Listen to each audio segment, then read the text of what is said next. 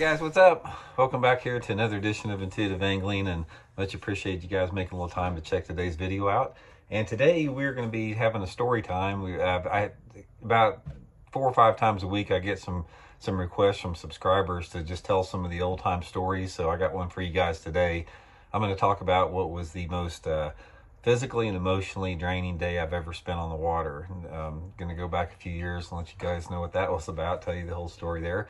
Real quick before we get started here, guys, just a weekly reminder, if you hadn't had a chance, please swing by and check out our Fish the Moment lake map breakdowns. If you guys are wanting to get ready for spring fishing, we've got a bunch of good spring maps on the catalog there. I'll include the Fish the Moment link in the description there, and you guys can check those out. It's just a really good resource to learn more about any lake you want to learn more about, so much appreciated. Okay, guys, I'm going to tell you guys about the 2002 Bassmaster Top 150 tournament at Lake Eufaula, Alabama.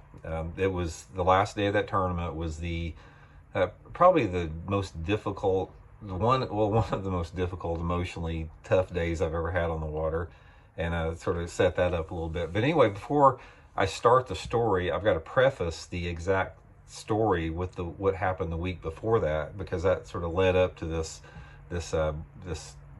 nightmare situation that happened. The week before this particular tournament, we had that Ranger M1 tournament, and I've talked about this a little bit in the past, and I finished second place in that tournament. But in actuality, if it would have been a cumulative weight tournament, I would have won the tournament. All right, guys, we got an airplane out there. Let me close the door here. If it would have been a cumulative weight, it was an FLW tournament. If it had been a cumulative weight tournament, I would have won the tournament by 15 pounds, and I would have won $900,000. It was $1 million for first in that tournament, based upon, if you qualified for some, sponsor incentives. So anyway, that particular tournament, they started the tournament from scratch the last day of the tournament, so my cumulative weight didn't count. I wound up losing to David Dudley by 5 ounces in the tournament the last day, but again, I should have won it by 15 pounds, a cumulative weight.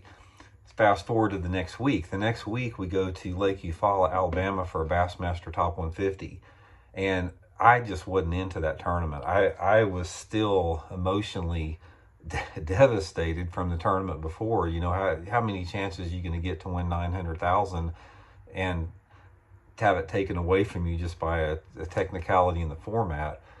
So anyway, I wasn't in a real good mood going to this tournament, and so I didn't. I couldn't really get into the tournament that much. It's just like I sort of went through the motions, and I put my flipping stick in my hand and I just went fishing. And after the first day of the tournament, I think I was in 8th or 9th place. I was flipping a jig and a tube in some shallow grass on Lake Eufaula there. Which, was great. The second day of the tournament, I moved up to I think 5th place in the tournament.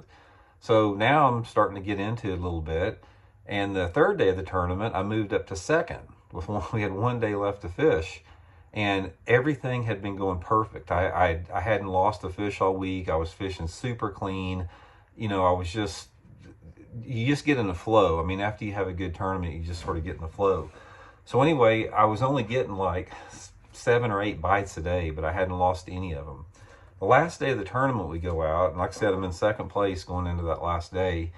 And pretty quick, I caught a pretty decent limit. I caught, I think in that particular tournament, like 13 pounds was a really good bag. So I had, right off the bat, I had, over 12 pounds like the first hour or so. And I'm feeling pretty good because, I felt if I had caught 12 pounds based upon how the weights were going, I'd have a really good chance to win it. So about an hour into the morning, I had my 12 pounds in the boat, and I had a whole day long to build on it. So anyway, what happened after that is the fish were biting better than they have. And to make a long story short, for the rest of the day, guys, I had 6 more bites, and I lost every one of them, including 2 5-pounders. One of them jumped off and one of them pulled off right at the boat. One of them, the one that jumped off, I pitched into this bush and I hooked it and I lost it, and I threw right back in there. That fish hit it a second time and I lost it again. So I lost 2 5-pounders that second day. So, towards the end of the day, I'm not feeling real good. So we get back to the weigh-in, and I'm bagging my fish up, and I noticed that two of the bass had spit up these giant gizzard shad. I'm talking these gizzard shad probably weighed 3 inches apiece. I mean, they were like 6 or 7 inches long. You can't put them back in the fish, so I took my fish up there to weigh in, and we go to the weigh-in, and it's like everybody's having a tough day. I mean, Davey Height was in the tournament, some guns, and it got down to me and Denny Brower. Denny and I were the last two guys to weigh in the tournament. So anyway, I weigh in, and I had 12 pounds and 4 ounces, and Denny was the last person to weigh in. So Denny needed, I think, 12 pounds and 4 ounces to tie me, and 12 pounds 5 ounces to win.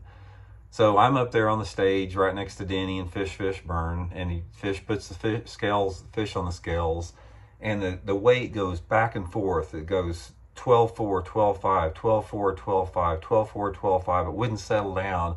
And all of a sudden, Fish calls it out, 12-5, Denny Brower's your champion.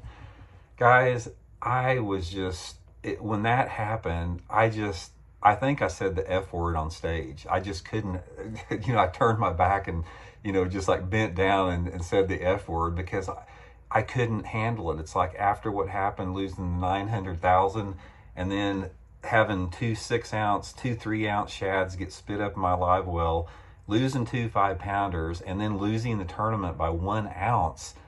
I just was like, I was just devastated to the point where, I mean, yeah, you're fishing good, but it's like you don't get that many chances to win.